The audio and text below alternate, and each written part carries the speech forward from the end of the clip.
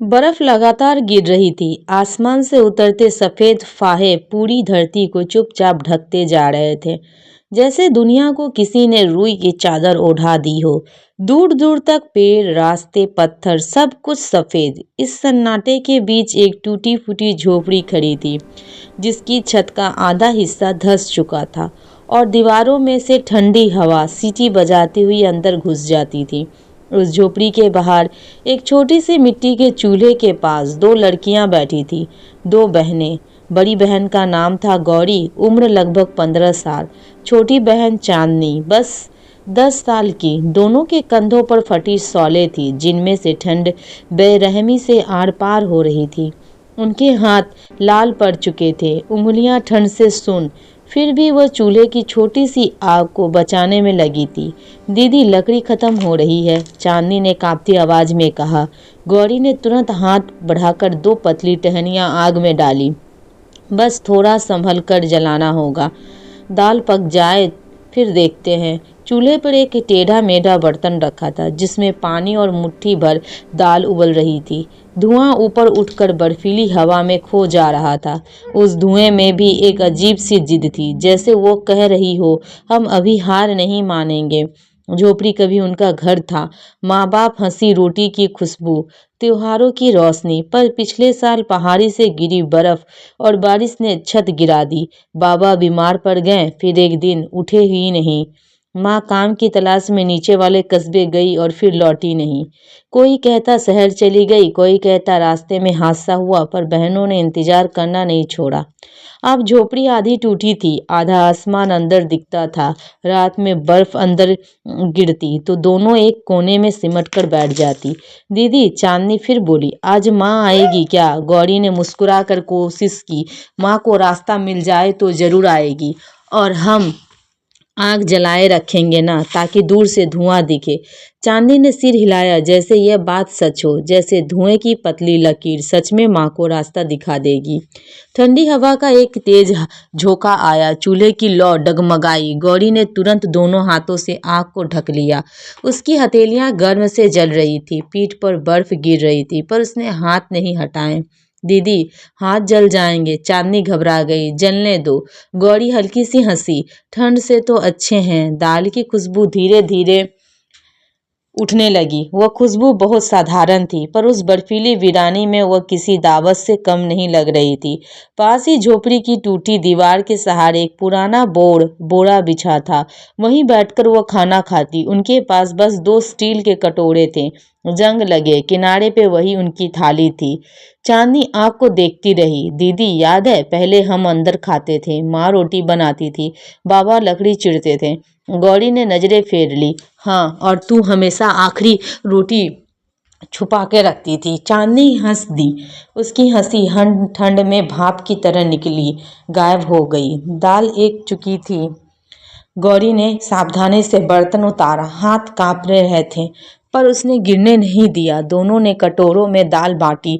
रोटी नहीं थी, बस एक सूखी जौ की बची हुई मोटी टिक्कियां थी, जिन्हें उन्होंने पत्थर पर गर्म किया। दोनों चूल्हे के बिल्कुल पास सिमट कर बैठ गई। हवा अब और ठंडी हो रही थी। बर्फ के फाहे उनके बालों में अटक रहे थे। पहला निवाला मुंह में डालते ही चांदनी की आंख चमक उठी। दीदी, गरम है। गौरी ने भी खाया। उसके चेहरे पे संतोष की हल्की रेखा आई। गरम चीज पेट में जाए तो लगता है अभी जिंदा है। कुछ देर दोनों बिना बोले खाती रही। फिर चूल्हे की लकड़ियों की चटकाने की आवाज थी। अचानक दूर से घंटी जैसी आवाज आई। दोनों ने एक साथ सिर उठाया। दीदी, चांदनी की आवाज डर और उम्मीद के बीच अटक गई। सफेद धुंध में कुछ हलचल सी थी। गौरी ने आंखें मिचाई। बर्फ के बीच से एक धुंधला सा साया हिल रहा था, जैसे कोई आदमी या जानवर। यहीं बैठ, गौरी ने धीरे से कहा, मैं देखती हूँ। नहीं, मैं भी। चुप। आगे संभाला। गौरी उठी। ठंडी बर्फ उसके नंगे पैरों को काट रही थी, पर वह आगे बढ़ी। कुछ कदम चलने पर उसने साफ देखा, एक बूढ़ा आदमी, कंधे पे लकड़ियों का गट्टर, हाथ में लालटेन, उसकी दाढ़ी पर बर्फ जमी थी। बूढ़े ने उसे देखा तो रुक गया। बेटी, यहाँ कोई रहता है? गौरी कुछ पल चुप रही, फिर बोली, हम रहते हैं, झोपड़ी टूटी है। बूढ़े ने झोपड़ी की ओर देखा, फिर दोनों बहनों की तरफ। उसकी आंखों में हैरानी और दुख एक साथ उभरा। इस ठंड में बाहर? गौरी ने बस कंधे उचक दिए। आगे है। बूढ़ा धीरे धीरे उनके चूल्हे तक आया। चांदनी उसे घूर रही थी, पर उसे डर से ज्यादा जिज्ञासा थी। दाल खा रही हो? बूढ़ा मुस्कुराया। चांदनी ने कटोरा आगे बढ़ा दिया। थोड़ी बची है, आप खाओगे? गौरी चौंकी। अरे, पर बूढ़े ने कटोरा नहीं लिया। उसकी आंखें भीग गई। नहीं, तुम खाओ, मैं तो लकड़ी बेचने जा रहा था, पर लगता है यह लकड़ी पहले यहीं काम आएगी। उसने अपना गट्टर नीचे रख दिया। गौरी अवाक रह गई। नहीं बाबा, ये आपकी है। बेटी, उसने नरमी से कहा, मैं पास वाले गांव में रहता हूँ। आज मेरी भी बेटी होती तो तुम्हारी उम्र की होती। ये लकड़ी तुम रख लो। चांदनी की आंखें चमक उठी। सच में? हाँ, और कल मैं फिर आऊंगा। गांव में प्रधान से बात करूंगा। तुम्हारी झोपड़ी की छत ठीक करानी होगी। गौरी की विश्वास ही नहीं हुआ। इतने दिनों से वो अकेली थी और आज अचानक कोई मदद की बात कर रहा था। आप आएंगे? उसने धीरे से पूछा। बूढ़ा हंसा। इतनी ठंड में झूठ बोलकर पाप नहीं कमाऊंगा। उसने चूल्हे में मोटी लकड़ियां डाली। आग भड़क उठी। गर्मी का एक तेज झोंका दोनों बहनों के चेहरों से टकराया। उन्हें लगा जैसे सूरज थोड़ा पास आ गया हो।